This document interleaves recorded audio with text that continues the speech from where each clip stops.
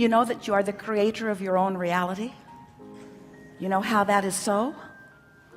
You know that you are a vibrational being in a vibrational universe, and that you are constantly emitting a signal whether you know it or not, and law of attraction is responding to it.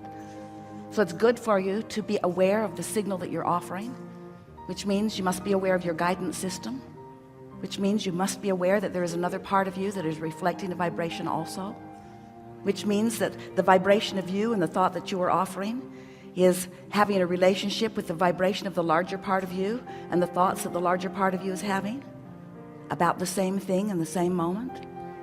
That when you think a thought, the larger part of you has an opinion, an awareness, a perspective about the exact same thing, and your emotions tell you if there is any vibrational variance between the two.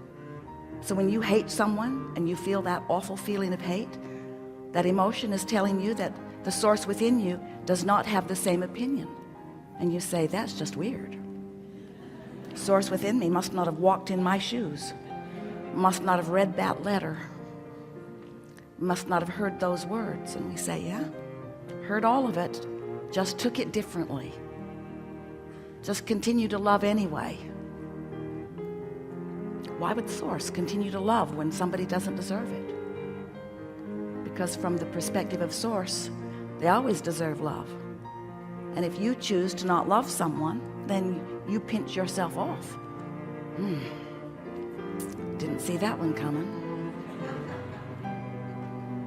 So when people do bad things, and I merely innocently observe the badness that they do, in my choosing to push against them, I cut myself off from source. And we say, the operative words are, you cut yourself off, because source is still there for you. Isn't it nice to know that you have guidance within you that lets you know at all times what your relationship is with that broader perspective? Do you know you have that broader perspective? Do you know it's available to you? You know that even though you're in these bodies, that larger part exists and is aware all the time, interested in this moment, in this powerful moment, in this powerful moment where who you are and who you're letting yourself be have the potential of converging, but you hold the power of the convergence. Do you know that? So Abraham, does that mean that source can't love me enough to penetrate my hatred? That's what it means. Because you have the free will to choose whatever it is you give your attention to. You get to think the thoughts you choose to think. There's no negative repercussion in the sense that there is no assertion. You didn't exactly learn that from your parents, did you? Seemed like there were negative repercussions when you disagreed with them sometimes. If they didn't like what you were doing, sometimes they tried to guide your behavior through their words or through their behavior or through withholding of things to you, a sort of punishment. If you don't do what I say, then this bad thing will be your experience. But there's nothing like that in your relationship with source, because source continues to love. And if you want to know how you know that, find a reason not to and feel the absence of your allowance of source within you. And that also is the operative word, your allowance of source within you. Because no matter what, that non-physical part of you, that source energy part of you is flowing to you, and you have full access to it. You just have to practice yourself vibrationally into aligning with it. Sometimes it's easy. Sometimes it's so easy to be in alignment with it. When you look around your world or up close at your space and you see something wonderful, it's easy for you to love, isn't it? You just observe a loving or a lovable thing and you love. And it feels so good that you would like to demand everyone to be just like that.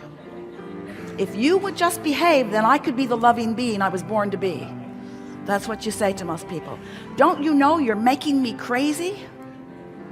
Don't you know you're making me mad? Don't you know you're upsetting me? Don't you know that if you would behave differently, I would feel better? And we say, yep, we all pretty much know that. You've said it often, but it isn't the way it works, is it? You have to decide that you want to feel good, and you have to want to feel good. Why would you want to feel good? Well, because you want to feel good. But if we were standing in your physical shoes, we would want to feel good because it would mean we are in vibrational harmony with broader perspective. And that not only feels good, it has many, many, many benefits.